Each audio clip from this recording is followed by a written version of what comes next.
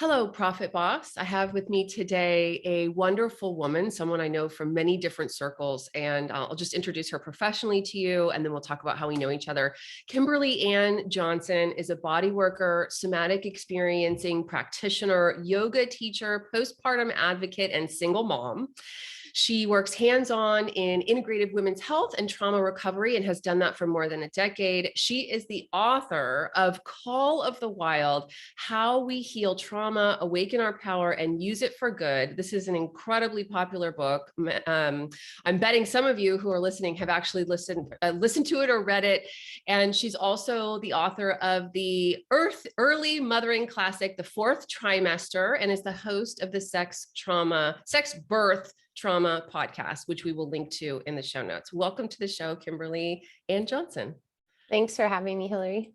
Yeah. And so Kimberly is, you're actually a client of my firm. Yes. And have been for many years. How did you were referred by Joelle, is that right? That's right. Yeah. So Joelle Hand, she says, the Brooklyn book doctor, she's a friend of mine. She actually was my editor of my first book. So way back when I lived in Brazil and I had a yoga studio in my house, and she was there and she's like, you have a book. And I was like, I also am a single mom and I have no time and I have no idea how I would even start. And so she said, I'll help you. And I was her first client. And so then, we've stayed in touch for a lot of different reasons. And I was sort of, getting my financial health and life together and trying to ask a few people other than my dad, like what they were doing. And she mentioned Hendershott Consulting, and she used this word fiduciary that I had to look up in the dictionary. And she said, oh, well, there's like a lower barrier to entry than normal. It's $25,000. And I was like, okay, that's a low barrier to entry. Okay. And then she kind of told me how it worked, and she sent me some of your videos, and I decided to just figure out how to make it happen. And I did that for a couple of reasons. One, because I trust Joelle and I've known her for a long time. So I thought, okay, well, if she has her money with you, then I can trust that. And the other was just working with all women and feeling I've had a lot of shame about my financial situation. And somehow working with women seemed to feel like, okay, not only am I supporting a shift in how money is managed and who we think has authority and how they can manage it, but also then I can feel more comfortable talking with you. I love it when people get why I do what I do, right? It's like, this really is all about empowering women. I see money as a passage to empowerment. And so really this is all about that. And, I was checking out your book today, and whatever Joelle and you did well. That you've had tremendous success with that book. That is amazing. So thanks for being a client, and we're so glad you decided to come on board. Just so people who are listening are clear, the $25,000 she's talking about is the size of the account that we manage. It's not our minimum bill. We don't charge everybody $25,000 to come on board, but we require that the account be $25,000. So, all right, good. Well, and then we're also in that moms group together. Yes, the Facebook moms group that came later. Yeah. Yeah. Good. That moms group has been the source of lots of fun and lots of business and lots of great relationships. So awesome. Well, it's great to be connected. So why don't you start by telling us how you make money? Right now, I mostly make money by teaching large online courses that are related to the books that I've written. So that's my major source of income. But I also have income that comes from book royalties, from book advances. I have income that comes from occasionally doing one-on-one sessions, and I have some passive income that comes from book-related products. Yeah. So you said book advances. Are you writing more books? No, but the way that you get paid out with advances, even though advance sounds like it's happening ahead of time, is that advances are paid out in installments. So this latest book that I wrote called The Wild is with HarperCollins. You get a third upon signing, a third upon manuscript delivery, a fourth upon publication. It's not exactly this, but it's something like this. And then when the book goes from hardcover to softcover, you get another installment there. Oh, Yeah. And okay. I am Okay. actually writing another book right now, but I'm going to self-publish it. So I'm working outside of the traditional publishing channels for this one. But I have an audio program that's coming out with Sounds True in April. So when that, I'll have income from that. And then the sales of that are done differently. So I did get an advance, but I also get a percentage of sales from their platform. What sounds true? Sounds True is a publishing house that does both audio programs and traditional publishing, but they started out just elevating teachers and doing like 6 CD sets or 10 CD sets of teachings, and they still produce that content. So I just did a program, it's 8 hours of teaching called Reclaiming the Feminine, Embodied Sexuality as Spiritual Practice. So that Wow. comes out in April, and when that comes out, I'll receive money, and then however that sells, I'll receive percentages of that. Okay. And when you're selling online courses, are you selling through an email list to your own list or? I have a lot of different ways that I sell them. I run Facebook ads. I have a fairly large list now. I sell on social platforms, and I usually do free sales classes that then I do email sequences after those free classes. What's a free sales class? What do you mean? Tell me more about I that. offer a free class. Like, for instance, I have one coming up that's called Lingerie in the Nervous System. I have another one coming up that's called Attachment in the Nervous System. And I actually teach. So I get on and I teach people a class. And Oh, then at the end of that class, I say, I have this course coming up. And I tell everybody at the beginning, I always have these free classes before courses are coming up, but I'm not going to like basically not teach you anything and just tell you you should sign up for the class. So after 55 minutes, I'm going to tell you that I have this course that's coming up, and that's why I'm doing it. So it's all very transparent because I teach about trauma, and there's a lot of sales tactics that kick up people's nervous system wiring in less than optimal ways. So I try to steer clear of that. I so appreciate that kind of directness and just straightforwardness. It's a way I tend to be. I've worked with coaches who told me not to be that way, but I say, you know what? I have to at the end of the day, I have to answer to me. I have to look myself in the eyes. So, Well, and money okay, is a topic a lot like sex, where when you're dealing with money and sex, you're dealing with a lot of shame and shadow material and intergenerational patterns. So I feel I owe it to people not to be tripwiring them in the same ways that they're coming to me to try to heal from. And it only helps me sales wise. It's never hurt me not to have flashing red buttons and telling people this is the last time they can ever do this. I always tell people you're going to have a million opportunities. This is one opportunity.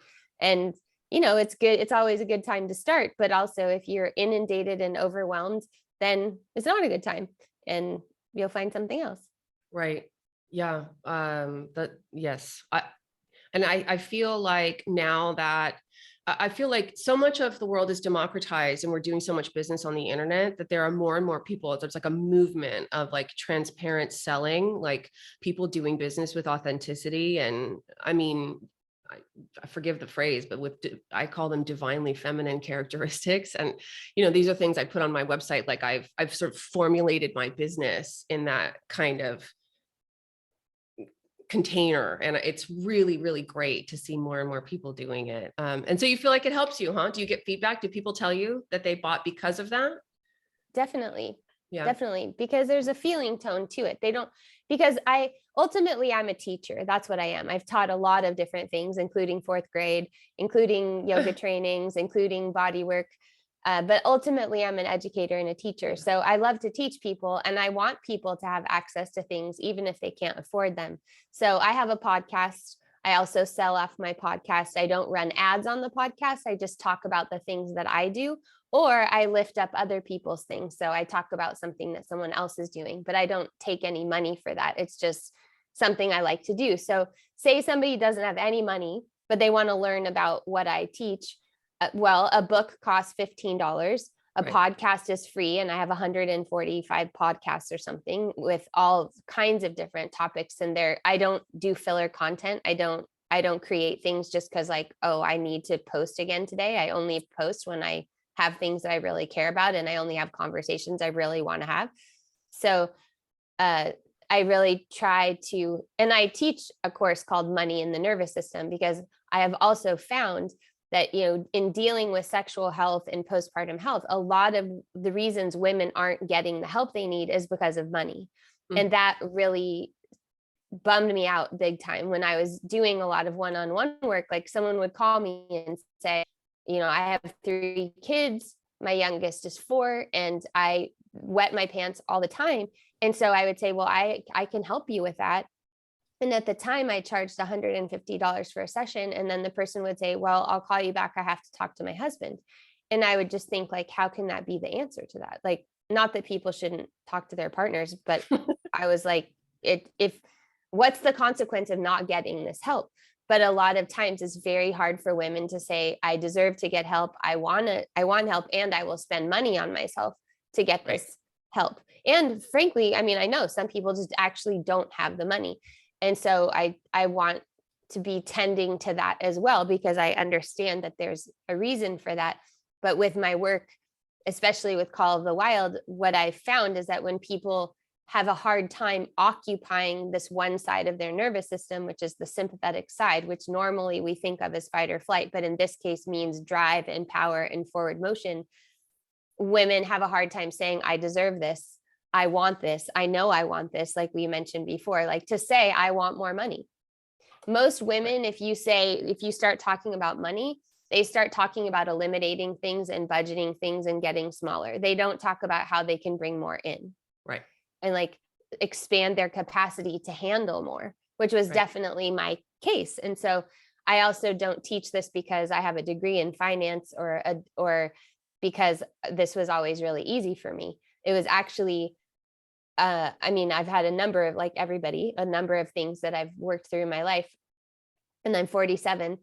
But when a few years ago, I had someone who was a seed investor, and she runs a women's investment firm, and she wanted to talk to me, and I wasn't exactly pitching her, but it was an opportunity that could lead to a pitch. Mm-hmm. And when I met up with her at a coffee shop, I literally couldn't stop crying. It was so embarrassing. It was so embarrassing. I could not stop crying. And she was like, do you work with trauma, right? And I was like, yeah. And she just said, like, you have money trauma. And I was like, yeah. And at that time, my money situation wasn't even that bad. My money situation was already better. But I think it was just being with someone that money was so easy for her to talk about. And I don't know exactly what it was about that specific encounter, but it just made me realize, like, it's a thing. Because I remember being in relationships where I had this moment that was like the big reveal, where I had to tell somebody, like, I don't have any savings. And like, do you still want to be with me? Even though, like, I come neutral. I didn't have debt either, but, and that reminded me of what it's like when you're newly healing from something that you feel is maybe a wound or something that might make you a little bit less lovable. And you're like, you have to tell the person, like, well, I was sexually assaulted. It was a similar feeling of like, I'm revealing this thing to you. Oh, like this, I'm broken. I'm damaged goods kind of a thing. Yeah, damaged goods, because I just don't have this part of my life together. And like, but I was a single mom, and from the time my daughter was 9 months old, and I've been this sole breadwinner since then. And now on this side of where I'm at, I have a lot of respect for the choices that I've made. And a lot of them were not about money initially, but because I wanted to raise my daughter. So up until she was 2 years old, I didn't want to get a job where I would make $35,000 a year to send her to daycare and pay $19,000 a year and barely make my rent. Right. So I went into credit card debt so that I could be with her. And then when she was about 5, I was able to pay that back. And I had a lot of shame about, I think I had like $12,000 in credit card debt. But then once I realized, like, wow, but this is like that was a $12,000 investment in being with my daughter and not missing that part of her life, it took on a completely different meaning. So $12,000 doesn't seem like a lot of debt for living. You didn't have work? That's because no, I would work, but that's why I could leave it around 12,000. But I mean, I would work, but I didn't have childcare, and I was mostly on my own. So got it. Sometimes I would be holding her while I taught a yoga class. She would be sitting on a yoga mat while I taught other people. It was very makeshift. No, it isn't a lot of money, but here's the thing is, like, once you start having money, when you don't have money and you don't really have a concept and you don't want to buy into the quote unquote system, which is basically how I felt. I don't believe in this whole system. I don't believe in capitalism. I look around me and people don't look happy who have money. So like, I'm out, I'm opting out. Then having a child was like, oh, I can't opt out. For instance, health insurance. I never had health insurance before I had a child because I don't go to the doctor. And I was like, this is a racket. But then now I have it because I don't want to give my dad a heart attack. And that's literally true. Like I have health insurance so that my parents can relax. And then I didn't feel I could make that choice for my daughter. So it was like, there was a lot of things like that where all of my high ideals, it changed when I had a child. And then I had to decide like the extent to which I will opt in and like play by the rules in quotes. Right. And you were talking about your relationship to money before we started recording, and we're gonna walk everyone who's listening through that. And I was thinking about this facticity of life. I've been thinking about this phrase, the facticity of life. So the factualness of life, the way life actually is, all the ways that it is and all the ways that it isn't.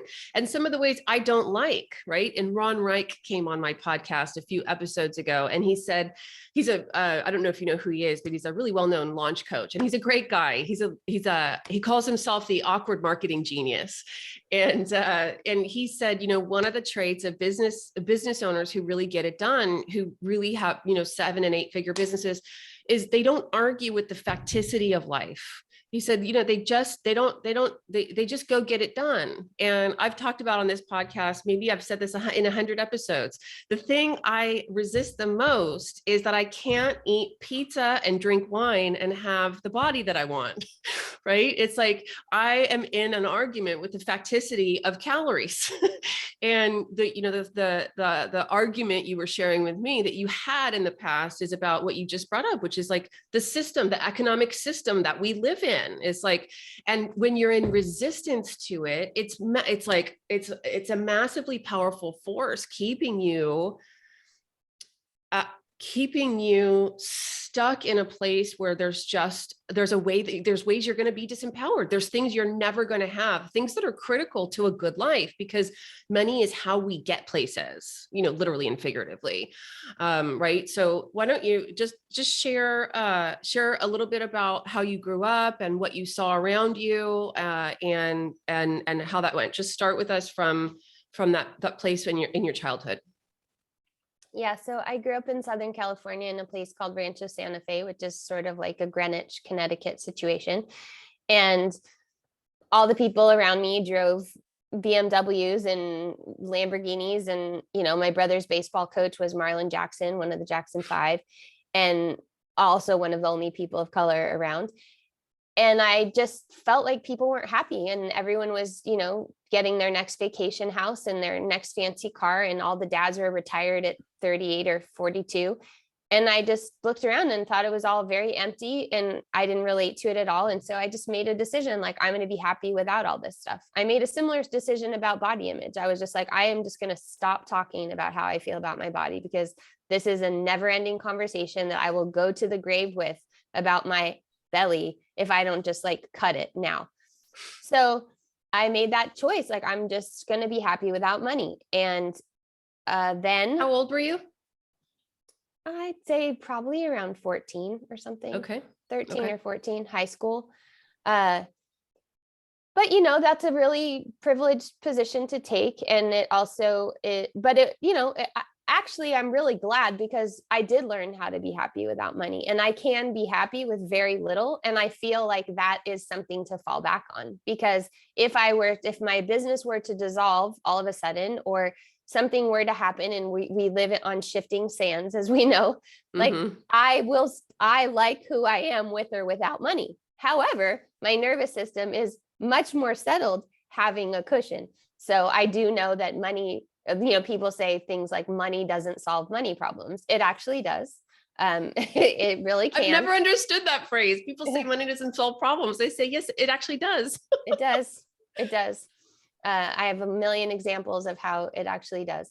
I mean, it's not going to make you happy. It's not going to solve all your problems, but correct. It will definitely help alleviate a lot of stress in a lot of different situations. So I went to an Ivy League school that my parents paid for. I graduated first in my class. Everyone thought I was going to go to law school or policy school. And I decided to go and move to New York and dance because I was a dancer. And I just was really rejecting this, what I consider to be like the right-handed path, where you just keep walking on the path and then you get married and then you have kids. And I was like, I just don't see that the people around me who are doing that are really happy. Yeah. Then I decided to become a yoga teacher. That really segued into the money story of like, you just work and then you put the money in a Lakshmi purse. And then when you need it, it's there in the purse. And that kind of magical thinking really appealed to me. And I was on board, and I worked really hard. What's a Lakshmi purse? It's just Lakshmi is the goddess of abundance in the Hindu pantheon. And so that's kind of some of the phrasing people would use. Like if you asked a yoga teacher, like, well, what about money? They would say, well, do you just work and you put your money in that purse? And then when you need it, it'll be there, spiritual bypassing, basically. Got it. And I made a decent amount of money. I waited tables. I did other things. I remember along the way asking people, like my uncle or something, should I be saving money right now? Like, how does this work? Like, am I supposed to be investing? And he's like, no, just like buy a really good stereo. And then my other uncle, who's like, has a ton of money, I was like, I'm thinking about investing, but I think I should invest in green things that like have the values that I like. And he's like, that's not what the market is for. He's like, the market is for making as much as absolutely possible and then donate the profits. Like that makes no sense. So I was like trying to get some information, but I didn't really have a full picture of what it meant. And I wasn't really thinking too far in the future. I was really thinking about my next trip to India or my next training. And I was working all the time. So it had nothing to do with work. It was just that there was still an element of dependence about it, because there would be times where I would have enough money, but then like if my car broke down, I would have to ask my parents for money, or I wouldn't go to people's weddings because it was like, well, I can't afford to like fly there and buy a gift. And that would cause rifts sometimes because I was too ashamed to say it's because of the money I can't afford to come. So I would just avoid the conversation. So I just realized in a lot of different ways that it wasn't optimal. And yet it still kind of continued like that until I had a child. And then it was really like, okay. And when I was specifically like, okay, now I'm a single mom and I know I'm doing this alone. So this calling that I have that I just refuse to call a career, because this is just what I love to do. And I would do it even if I didn't make money. And all of those things are actually true. Even what I do now, the amazing thing about the business that I built is that I make such great money for me and my lifestyle and what feels like enough to me, right? Everybody's got to find that out for themselves. I don't believe in like, I'm not trying to grow my business every single year. Like, I feel like what I make now is good, and leveraging against my own health and the time that I have with my daughter and all that, like I feel good about it. But what I love about it is that I do what I love doing. And I do a lot of things that aren't my favorite things to do, but it allows me to see one-on-one clients and not care if they cancel, or not have to raise my prices, because I can just charge what I actually want to charge, because I make my income differently. So I can still have my same values. And I was really worried that when I got money, that I would become an asshole. Mm-hmm. So I was just really concerned, like, oh, I'm going to get it, and then I'll either be irresponsible. Now I'm a saver. So I wasn't worried that I would overspend. I was worried that I would just like be a disaster. Like I wouldn't be able to keep track of it. I wouldn't know how it works. It was intangible, but it was just like, I just don't know. I remember asking a friend, well, if I make that much money, then like, what do you do about taxes? And he goes, you pay them. Because before that, it was all about like, how can I get my income to a place where I don't have to make that much taxes? And I thought, well, if I make so much more, then I'm going to owe so much more. He's like, yes, you will. But you have it. And so you pay them. So that was like eye-opening. Then I sat next to someone on a plane who was in the seat next to me, who opened their laptop and had $1,500,000 in their account that they were looking at and doing stuff with. And I was like, I saw all those zeros and I was like, and then all of a sudden I'm like, why isn't that me? Like, it's not that big of a deal. Like what, like I'm so smart. I have so much skill. I have so much, relative support. I didn't for a long time, but now I do. Why, what's the deal? Like, why can't I do that? And then and then I asked a friend, because some, coaches always ask you, like, how much do you want to make? I was like, I don't know. Like, I have no idea how much I want to make. Like, how much am I allowed to make? Like, how much can you make and you're still a good person? Like, how much is even reasonable? And then my friend was like, well, I'm making 25 grand a month. And she was doing it selling vaginal steaming herbs. And I was like, I just like, okay. And then like within 3 months, I was making that, because it just was like hearing it and saying like, it's okay to do that. Yeah. Just set me over that edge. And of course, I've had years and years of developing relationships, and I didn't just start a business out of nowhere. Like, even though I didn't make a lot of money teaching yoga, I had a lot of students and a lot of beloved students and a lot of connections, and I've maintained those connections. So those things all count. Can we back up for a second? Yeah.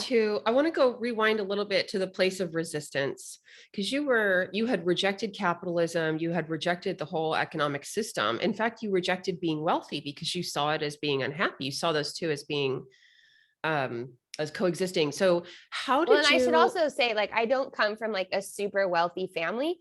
I come from the type of people that think they're middle class, but they're actually upper class, which I think is so many people. Like, my parents would say, like, I don't come from like generational wealth or anything like that, but I come from a place where my parents could afford to send me to an Ivy League and to private schools and drive really nice cars, and everybody around me is doing the same thing. Right. And when you say unhappy, do you mean the things I mean, when you say wealth and unhappy, people think spoiled people, thinks they run the world, Spoiled, right? materialistic, entitled. Entitled.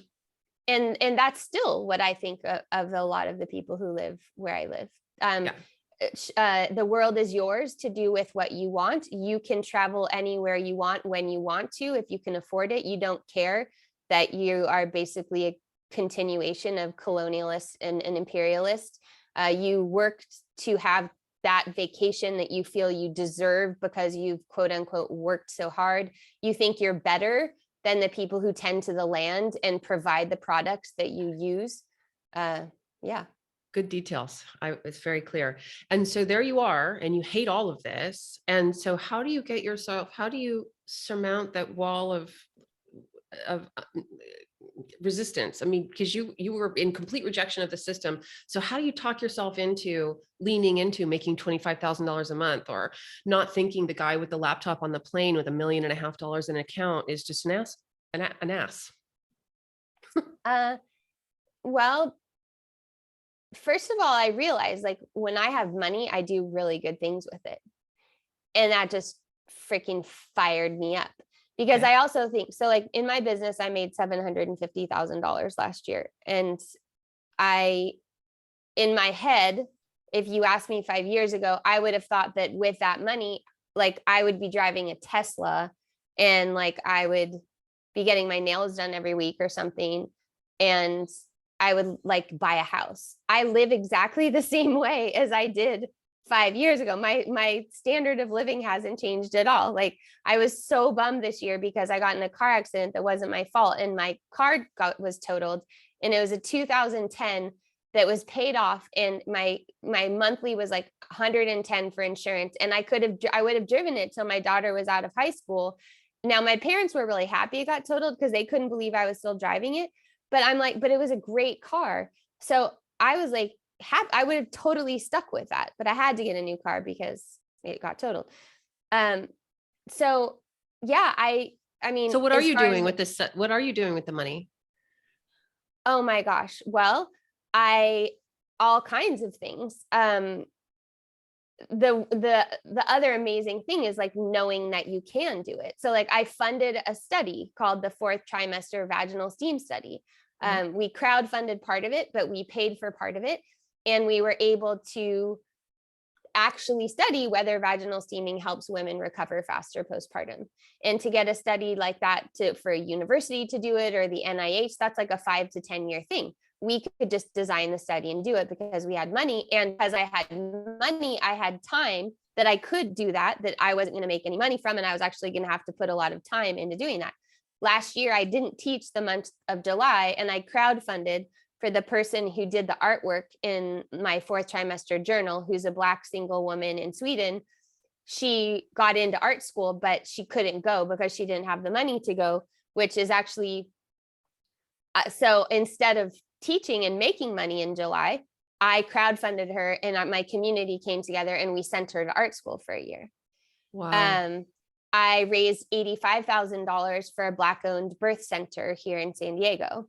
That's not my personal money, but because I have money and I'm not seeing, I mean, I used to see like 4 clients a day, a 9 a.m., a 10:30, a noon, and a 1:30. And I would drop my daughter at school at 8:30, and I would be late every single day to pick her up at like 3:15 or 3:30.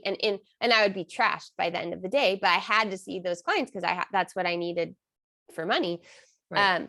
So now that I have a little more space because I'm making more money, then I can devote myself to doing these bigger projects that aren't for profit. Like I have a big project I'm working on right now called Move Through, which is going to mark the 2-year anniversary of the pandemic on March 15th, where we're putting together a somatic trauma movement process. And we're going to have people all over the country doing it at the same time.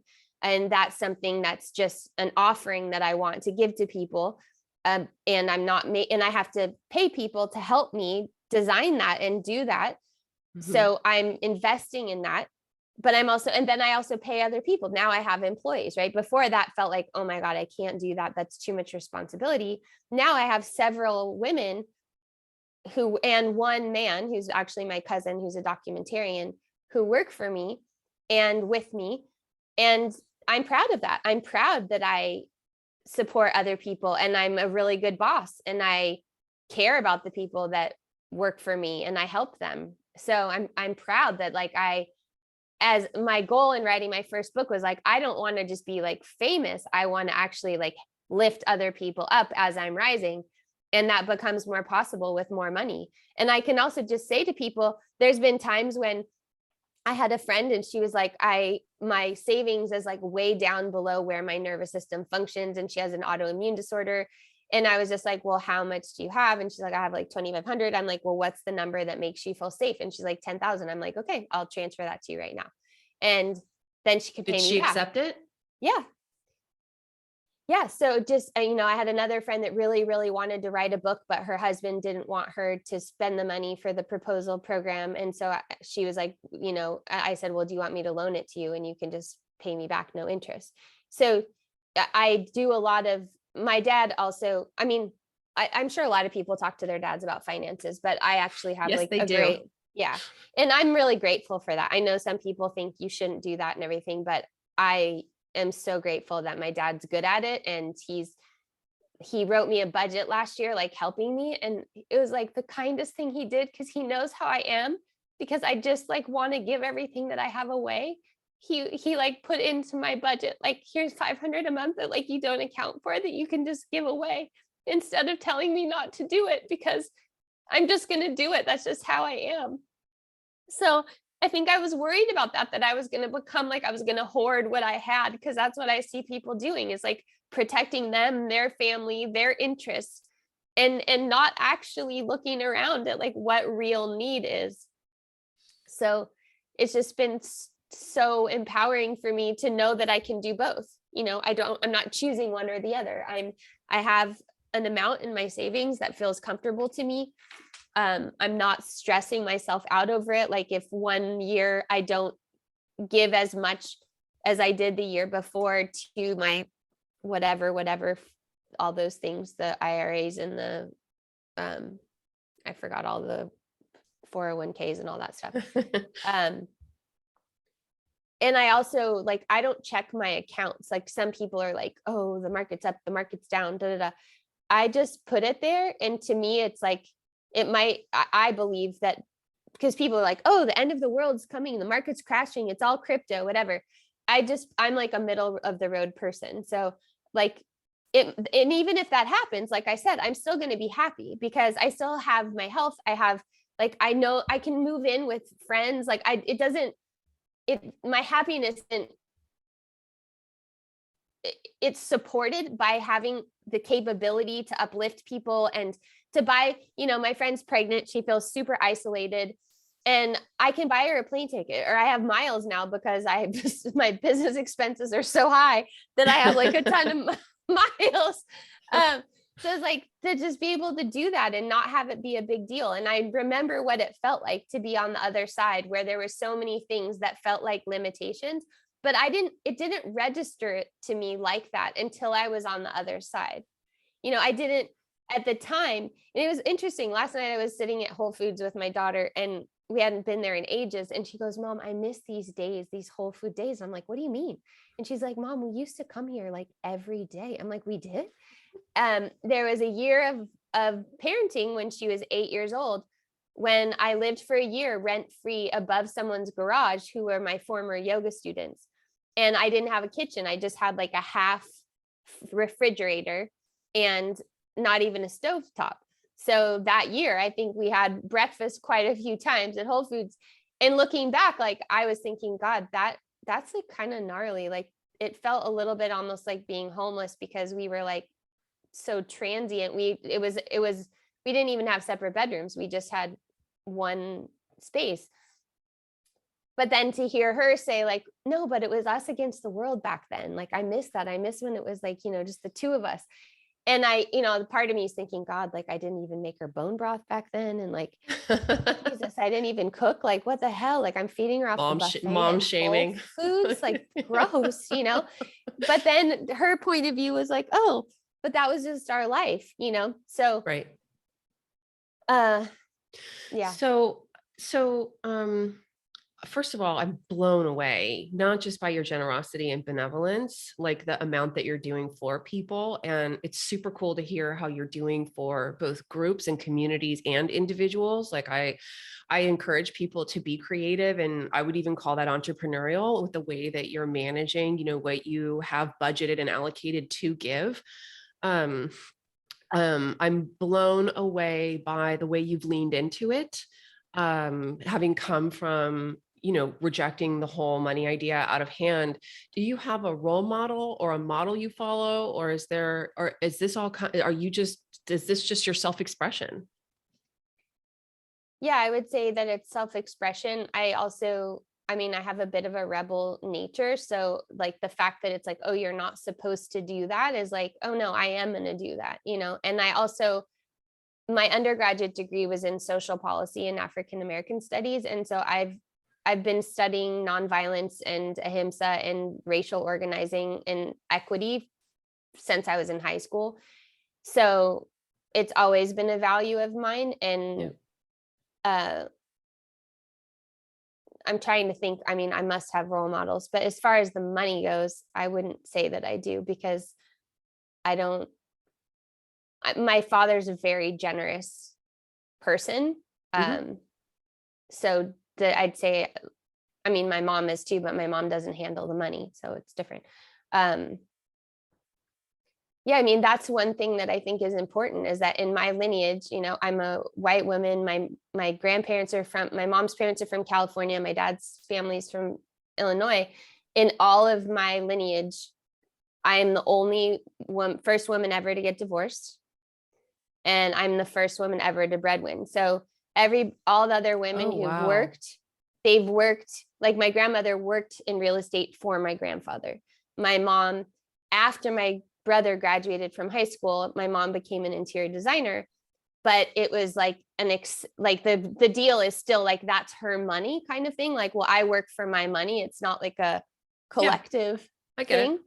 So I'm the first person that had to figure out not only like to stand on my feet and like have worth outside of a relationship, but also like to take this on, the responsibility of a legacy.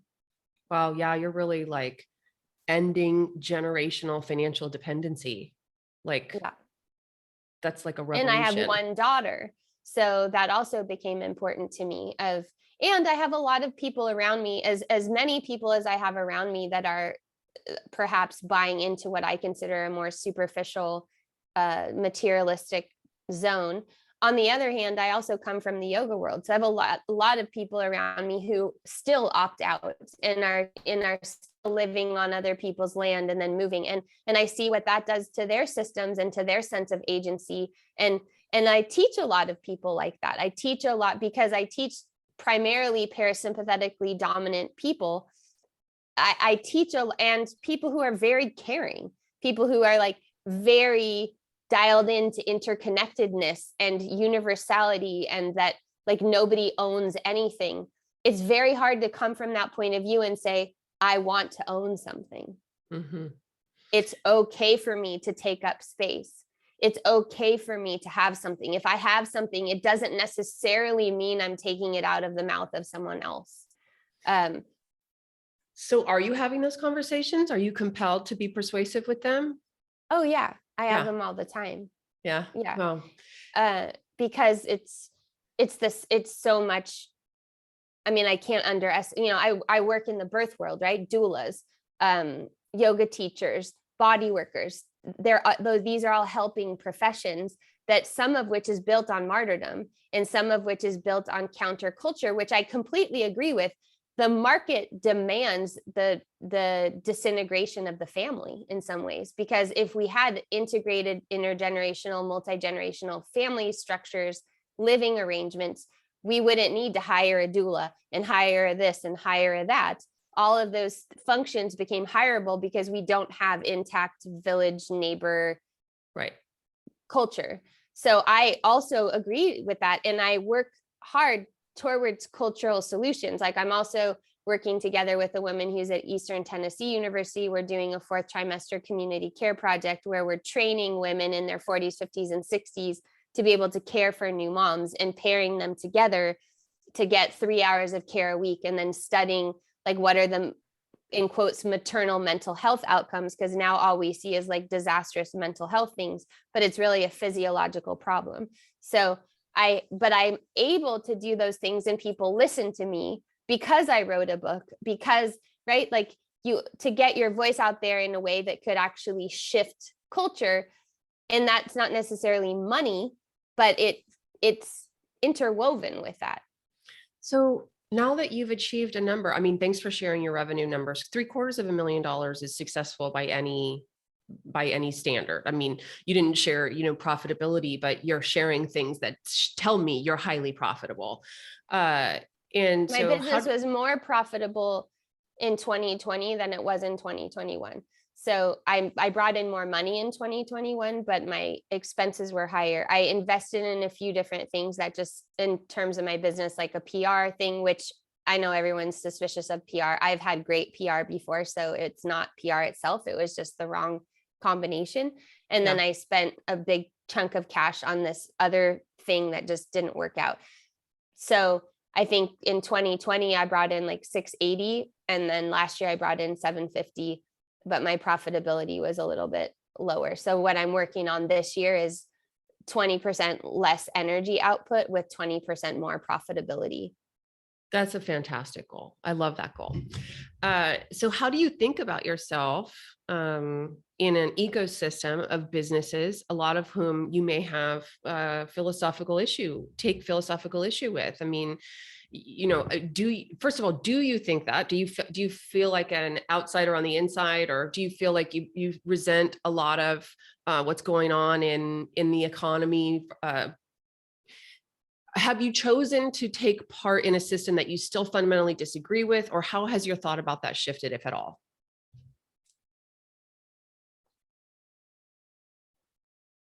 I'm not super educated on macroeconomics or maybe even economics in general.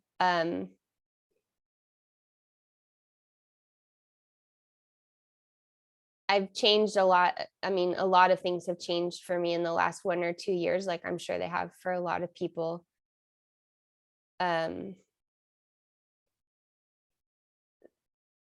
I guess essentially like I fit in the category of, I guess, a coach, even though I don't think of myself as a coach. I think of myself as an educator. So my business itself, I don't feel like I have like a lot of competitors because I don't really Right. think of it that way. Right.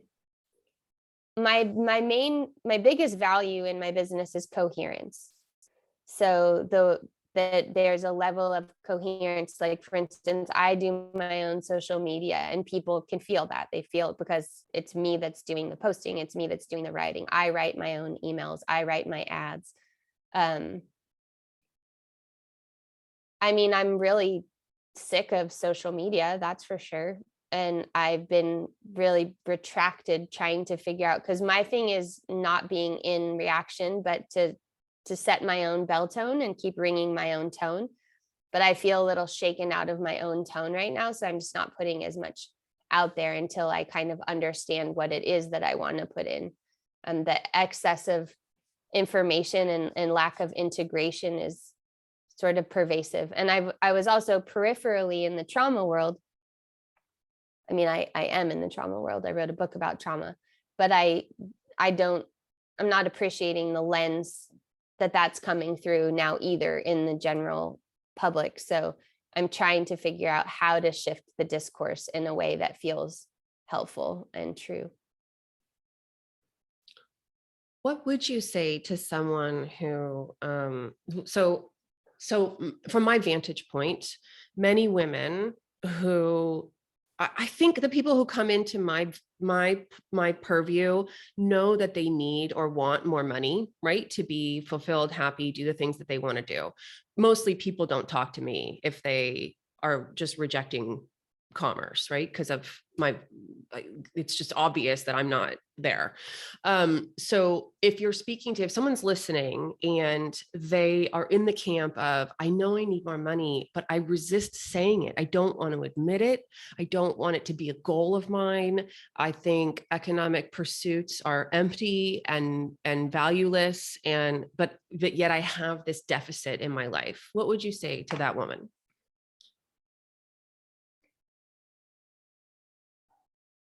I would say that it's helpful to grow capacity for multiple perspectives to be true at the same time. And to be constantly under earning is a real energy drain. And it takes up a lot of space within us that could be used towards something that's productive and something that is generative, because essentially money can be generative. Mm-hmm. So I think it does need to be attached to something. It doesn't have to be a big goal, but a big step for me was realizing that not just looking at what I'm making and what my expenses are, but factoring in future things. Mm-hmm. And so factoring in savings monthly as something that needs to be part of what I earn. That was a really big turning point for me. And I think everyone can agree that when we get older, I mean, I plan to have an interdependent relationship with my child and hopefully grandchildren, maybe, and other family members. Mm-hmm. But there will be a time when I need to slow down. Mm-hmm. And I used to just say, no, like what I do, I just get better with age. And like when I'm 80, I'm just going to have like all these people sitting around me, listening to me. And that all might be fine, but it also behooves me in this phase of my life to be planning for that and not just being willfully blind and also really helpless, because I think that was what was underneath it is I actually am confused and disoriented about this. Therefore, I'm just not going to deal with it. And so bringing it into relief and really seeing it for what it is, to me is about incarnation. It's about like actually being in the material world and believing that the material world is as important as the spiritual world or the universal principles. So that my path was really accepting that. And as far as women go, I mean, what we know is women usually do good things with money. Right. That's what we see all over the world is like when women have money, we usually do good things with it. So I think a lot of people are afraid of power, and money represents a certain kind of a power. So I think that it's really important. I see so many women who are still in relationships that they really don't want to be in, that are even potentially abusive or are abusive because of the finance. And that's a real thing. It's not, I would never advise that person, like, well, just leave. It's a real thing. But I feel like part of not falling into the dependence that I felt was happening for me was realizing I can do all these other things. I can do this too. There's no reason why I can't do this. This is just another area of mastery. It's another area of inquiry. And I can do it step by step, because like year one with Hendershott Consulting, it was like, okay, now I've got to get a will. Like, are you kidding me? A will? Like, I have nothing. Like, like, what am I willing? Like, I don't have anything. And those conversations are hard, and they're not all financial, like who is it okay for my daughter to be with? Like, those are all, they're confronting, but that's also part of being an adult. And for me, reckoning with money was a part of maturation and becoming an adult.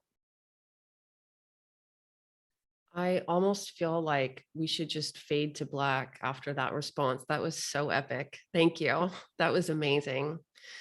Your perspective is appreciated by me. I like to say to women who think, money is the root of all evil kinds of thoughts. It's like, yeah, there are bad actors. There are broke people doing crappy things. There are rich people doing crappy things. Like, it's not causal, it's not like it's not like an unavoidable outcome, which you articulated earlier when you said, I thought I'd be driving a Tesla and doing crappy things with my money, and instead, you're obviously doing amazing things. So I know we're coming to the end. We're actually past the end of the time I scheduled on your calendar. Let me just ask you one more question. I was reviewing our communications because we keep all client emails, and the first time you messaged us was in 2018, and you were like, if I could articulate the tone of your communication, it was like surprised and delighted about your newfound money. I mean, you were making more money than ever before. What was the linchpin to that? What do you think, if you look back at your mindset and your practices, what changed that, had your revenue increased by, I think in your message, you said you're earning 3 times as much as you were last year. So 2017 in December, my first book came out. 2018, I started a school and I taught a training, and then I since dismantled the school. What changed was it was really a question of time. So at that point, my daughter was probably 9, and I had moved. So when she was 7, I moved from Brazil to the US, and I in Brazil, I was a yoga teacher. I had a yoga studio in my house, and I ran retreats. When I came back to the US, I changed my business completely, and I was already a body worker, but I was only working with women's pelvises, pelvic floor, birth recovery. So I had to reconstruct my whole life. And so it didn't take that long, actually, because the service was so needed. But, it took a year of living with my parents and not paying rent. Mm-hmm. And then another year of living in this garage situation while I wrote the book. And then by then I had like enough underneath me that things got rolling. And I also hired a PR firm. So I was writing like crazy. I wrote like 60 articles in 3 months. Oh my gosh. Yeah, it was a lot of work. A lot of work. And it wasn't easy. It wasn't like I was like, oh, and I'm inviting so much ease and prosperity in my life. My path wasn't like that. I was sick some of the time. Like, I would get sick for a couple of weeks because right before I moved, I would lose my voice a lot. I was stretching myself very thin to kind of get me over that hump into the point where I was earning 6 figures. So it was just time and persistence and, continuing. And then the online thing really changed, because when the Me Too movement happened in 2007? Yeah, October 2017, that was the first time really the first time that I hosted my own online class, which was I didn't have a quote unquote platform. So I just sent people a Zoom link and they PayPal'd me the money. There was no like recordings or anything. And that was really what pushed me over the edge to shift from one-on-one sessions to being able to work with more people, which I was terrified to do because I work with trauma. Like, I'm like, is this even responsible to take, number one, a group of people, and number two, they're not even in the same room with me, or like if something goes wrong, I can do something about it.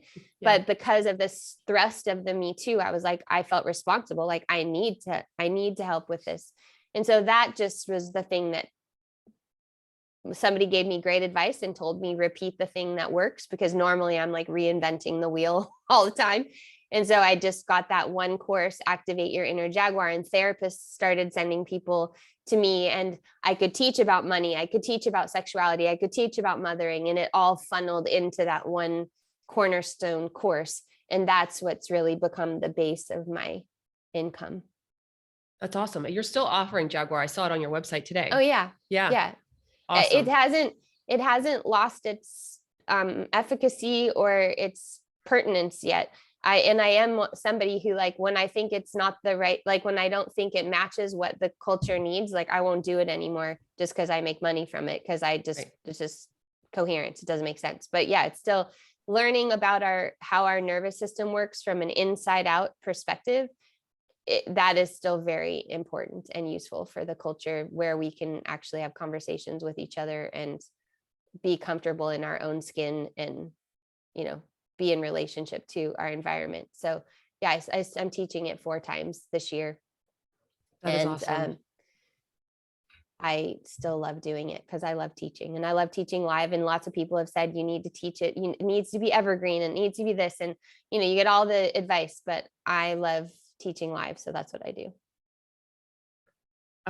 Really, like live on Zoom? Mm-hmm. Awesome. Awesome. Good for you. Well, I want to thank you for this. Being honest, our conversation today actually reconnected me to a lot of the reasons why I do what I do. So thank you. Oh, good. Yeah, that was really amazing. How can people connect with you? Where do you want them to find you? If they're in their podcast player now, where can they find all things you? My podcast, if they're in the podcast, is Sex, Birth, Trauma.